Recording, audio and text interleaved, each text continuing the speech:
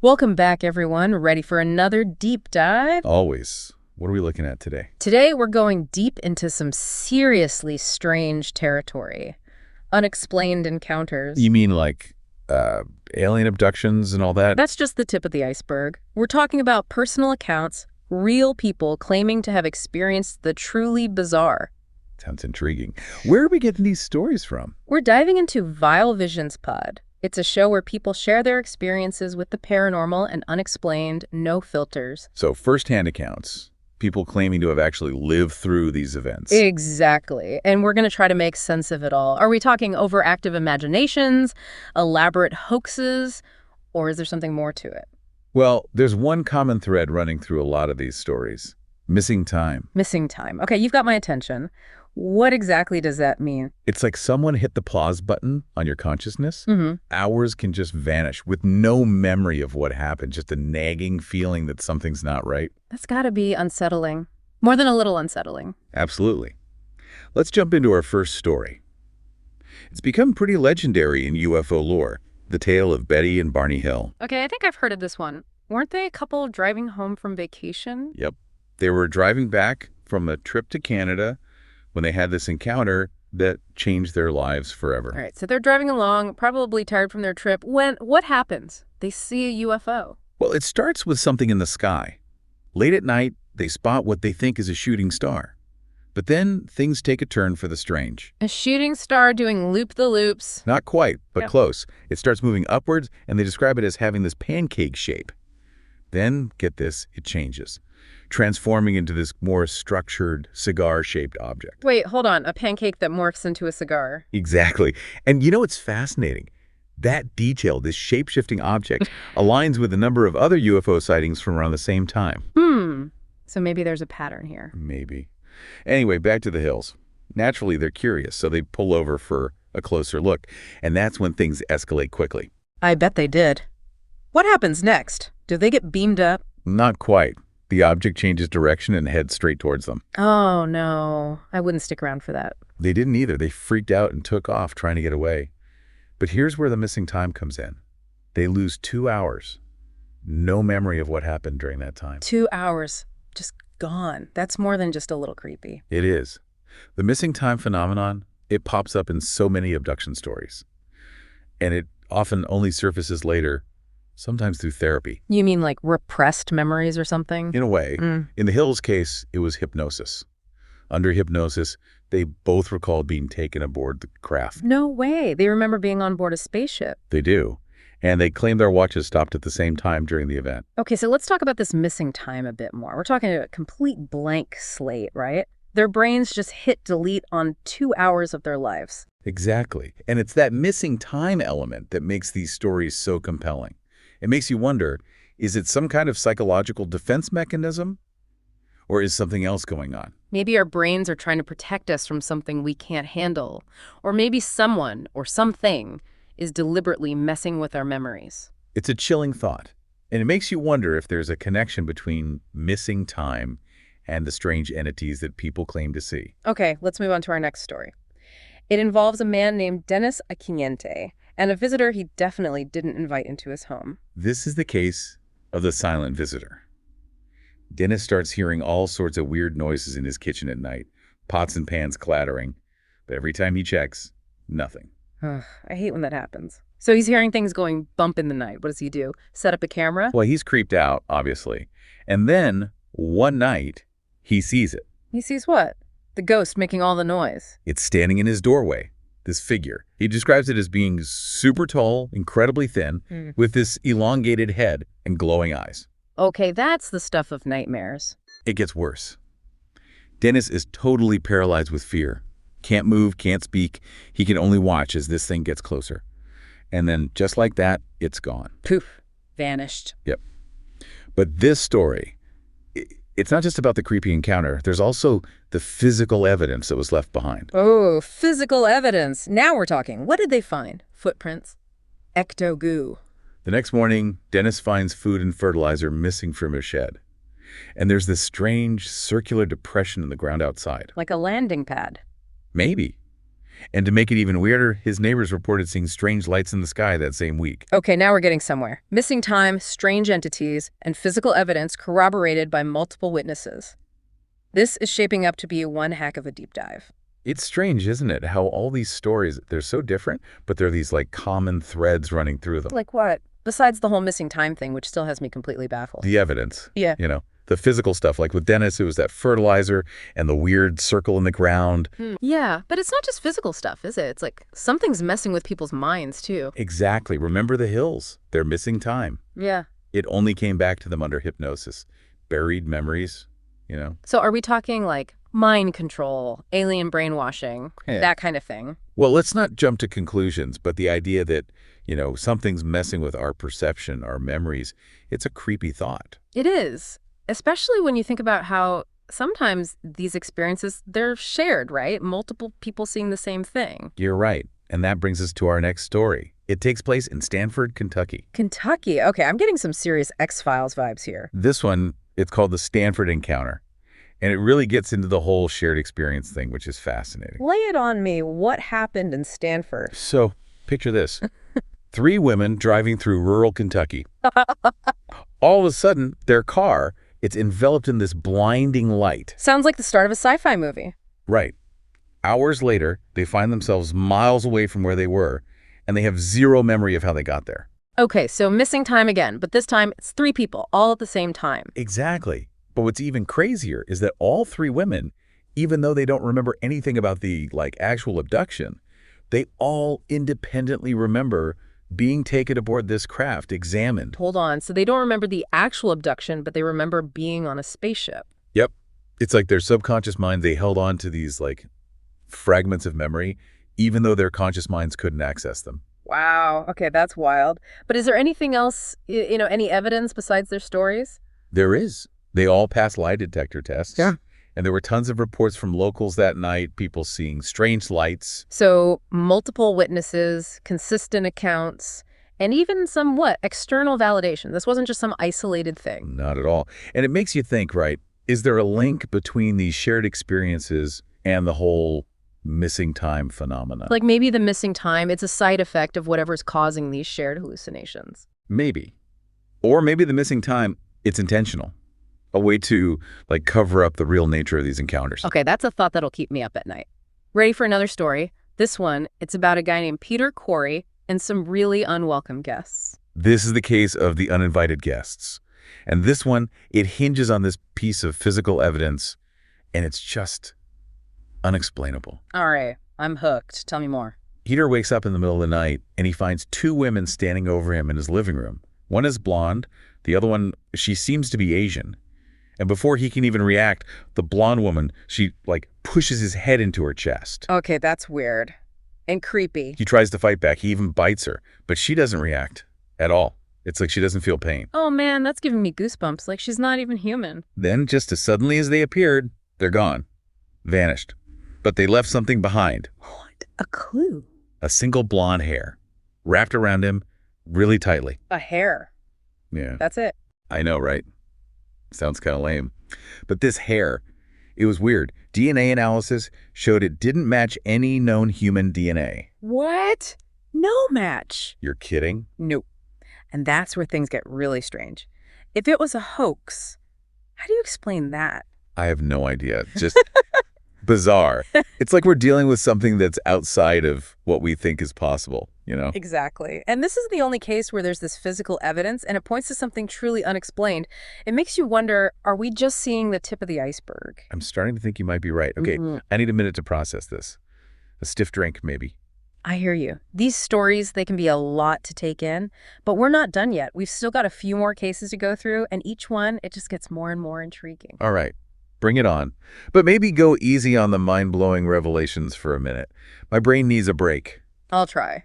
No promises, though. I mean, we're diving deep into the unknown here. Who knows what we'll find? Okay, fine. But if my head explodes, you're cleaning up the mess. Deal. Now, where were we? Yes. Our next story. This one, it's about a woman named Sonia. And her experience, it's like it blurs the lines between reality and something else. Okay, Sonia, what happened to her? Her story, It's called The Disappearing Woman. And it brings us face to face with, like, the creepy side of technology. It all started with these dreams, really disturbing ones. Dreams, like premonitions. Sonia, she was having these vivid, unsettling dreams about being abducted.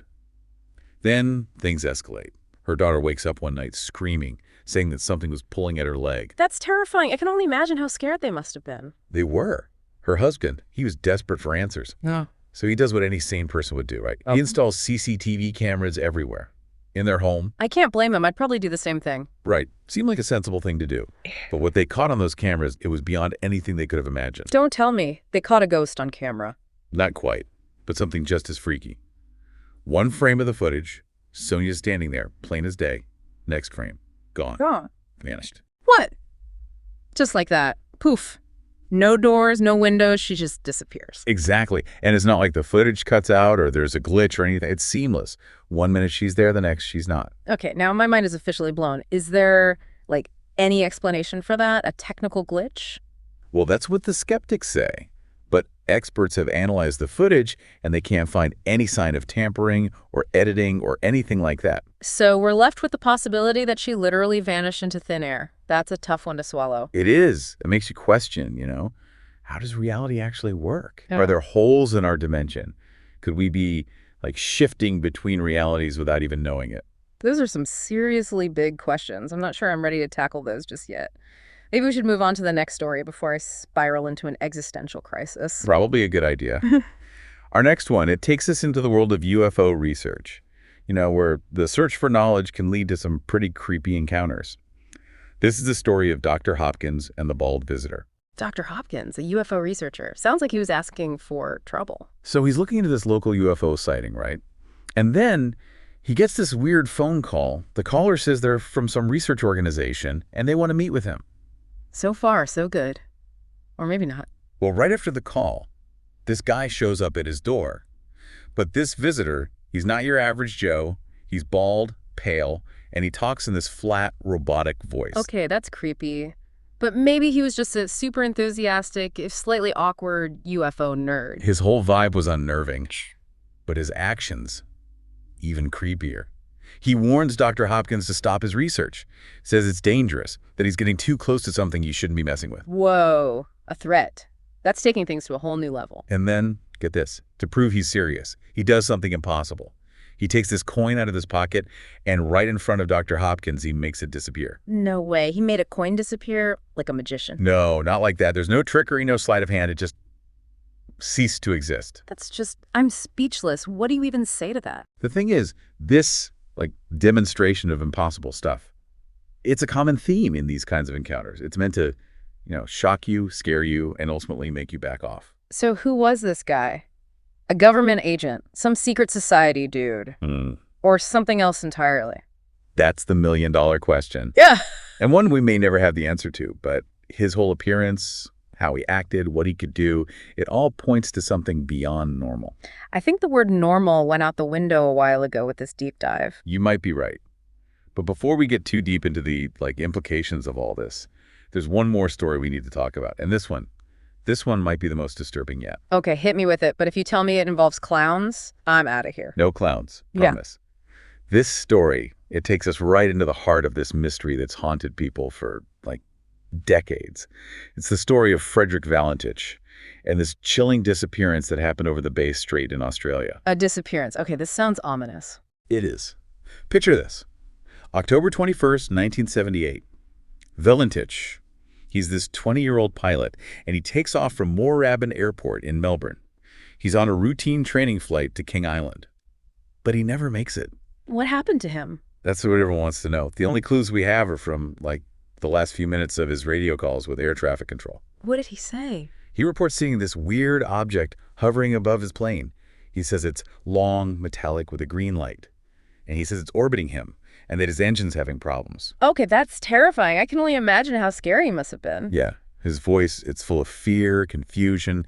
He says the object, it moved in front of him. It's playing some kind of game with him. And then the transmission cuts out. There's this series of metallic scraping sounds. And then nothing. Silence. No mayday call, no distress signal, just silence. Exactly. And despite all the searches, they never found any trace of him or his plane. So he just vanished into thin air. along with his plane. Seems that way. And what makes it even creepier is that there were a bunch of reports that night, people seeing unidentified lights in the area. You're kidding. So it wasn't just him seeing things. Nope. Multiple witnesses, all seeing something strange in the sky around the same time he disappeared. Okay, now I officially have goosebumps. This is starting to feel less like a deep dive and more like a descent into a nightmare. Maybe. But remember, we're not trying to scare you. We're exploring these mysteries, trying to make sense of the stuff that seems impossible to explain. I know. It's just a lot to process. Maybe we should take a break. Come back to this later. I get it. But before we do, let me just leave you with this thought. What if even just one of these stories is true? What if even a tiny bit of what we've talked about is real? It means that what we think we know about reality, it's wrong. It means there's stuff out there, stuff we can't explain, stuff that challenges everything we thought we knew about what's possible. Yeah. That's a thought that's going to stick with me for a while. All right, let's take a break. Come back to this later. I need some time to digest all of this before my brain lets down. All right, I think I've had enough time to recover from all that. But seriously, where do we even begin to unpack all of this? Missing time, strange beings, evidence that makes no sense, people vanishing. It's mind-blowing, to say the least. Yeah, it's a lot. But I think the important thing to remember here is even though these stories sound incredible, they're coming from real people. People who truly believe they experienced something extraordinary. Right. And I mean, sure, some of them could be, I don't know, explained away. Maybe they're misinterpreting things, or maybe some are hoaxes. But some of them, they leave you with way more questions than answers. Exactly. And that's where the real deep dive begins. What could be causing these unexplained encounters? And what does it all mean, for how we understand the universe and where we fit in? Okay, so thinking caps on. Let's try to make some sense of all this. Where do we start? Well, one way to look at it is to consider the psychological stuff. You mean like sometimes our minds play tricks on us? We see what we expect to see, even if it's not really there. Right. Our brains, they're powerful. They can create some pretty wild experiences, even without any outside input. Think about sleep paralysis. That can cause hallucinations, make you feel paralyzed. Could explain some of the scarier encounters we've talked about. Makes sense. But what about those cases where there's like physical evidence? That hair in Peter Corey's story, for example. How do you explain that? That's when it gets tricky. If we rule out hoaxes and, contamination, then we have to consider maybe the evidence itself is something strange, something that came from outside our reality. So back to other dimensions, parallel universes, that kind of thing, places where the laws of physics are different. It's a possibility. Yeah. Some physicists, cosmologists, they're looking into that. String theory, for instance, that suggests there could be way more dimensions than the ones we know. Okay, hold on. String theory, multiple dimensions. That sounds like something out of Star Trek. It does, right? But it's real science. Basically, the idea is that the universe is made up of these tiny vibrating strings. And these strings, they can vibrate in different dimensions. So these other dimensions, are they like hidden worlds existing right alongside our own? Kinda, yeah. Imagine like a stack of paper. Each sheet is a dimension. We're on one sheet, but there could be tons of others, each with its own laws of physics, its own properties. Oh, okay. My mind is officially blown. So are you saying some of these unexplained encounters, maybe they're happening because these dimensions are like bumping into each other or Yep. overlapping? It's possible. Imagine, for example, a being from another dimension, just briefly popping into our reality. It would look strange, wouldn't follow our rules of physics, and then poof, it's gone, leaving behind just a sense of wonder and confusion. Okay, yeah, my head is spinning a little. So we've got the psychological stuff, other dimensions. What other theories are out there to explain all this? Some folks think these encounters could be about advanced technology, maybe extraterrestrial, maybe even human. Remember that quote?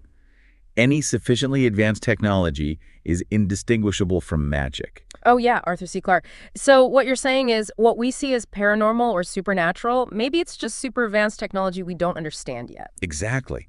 Think about it. A civilization with, like, crazy genetic engineering, artificial intelligence, maybe they could even control space and time. To us, they'd seem like gods, right?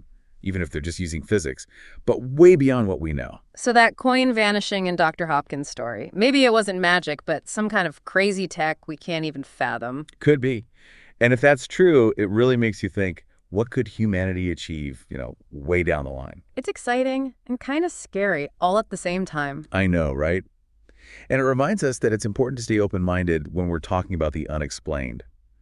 What seems impossible today might be totally normal tomorrow. So, where does that leave us? After diving deep into all these stories, all these possible explanations, what's the main takeaway? I think the big takeaway is this. Reality is way more complex and mysterious than we usually think. These stories, they make us question our ideas about time, space, consciousness, even the basic fabric of reality. They show us that we still have so much to learn, so much to discover about the universe and our place in it. Right, and they remind us to embrace the mystery, to acknowledge that maybe there's more to reality than we can see. Well said. So, to our listeners, as you keep exploring the unexplained, stay curious, but don't just believe everything you hear. Question things, look for evidence, and be ready to change your mind as you learn more. And remember, the most important discovery you'll ever make is the discovery of yourself. Love that. Until next time, folks, keep exploring the mysteries of the universe both out there and within yourselves.